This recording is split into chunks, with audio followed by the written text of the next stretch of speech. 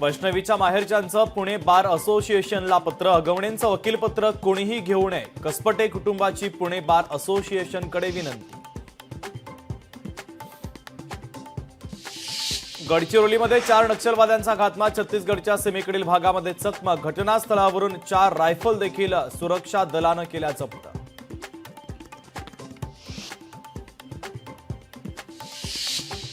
मुंबईतील चौपाट्यांवर तुर्कस्तान बचाव यंत्र नकोच. रोबोटिक बचाव यंत्र विकत घेण्याची निविदा रद्द करा. भाजपचे नेते भालचंद्र शिरसाट यांचं महापालिका आयुक्तांना पत्र.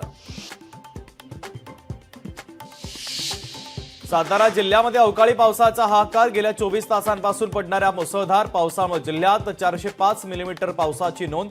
पावसामुळे शेती, रस्ते आणि घरांचं मोठं नुकसान.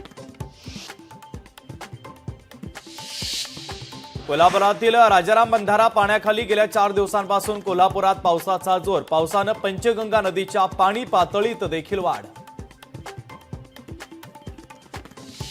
सिंधुदुर्ग जिल्ह्यातील कळकवली आचरा रस्ता वाहतुकीला बंद. मार्गावरील वरवडे पुलाचं काम अपूर्ण राहिल्यानं मार्ग वाहतुकीला राहणार बंद.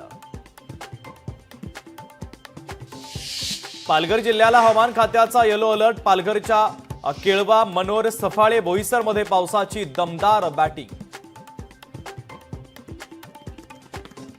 हिंगोली जिल्ह्यामध्ये अवकाळी पावसाची हजेरी. पावसामुळे भाजीपाला पिकाचं मोठं नुकसान होण्याची शक्यता. मुंबई नाशिक महामार्गावर वाहतूक कोंडी. महामार्गावर 3 तासांपासून वाहतूक कोंडी. नवी मुंबईच्या तुर्भे एमआयडीसी पोलिसांची कारवाई. 8 किलो गांजासोबत 2 आरोपींना अटक. पोलिसांकडून अधिकचा तपासही सुरू.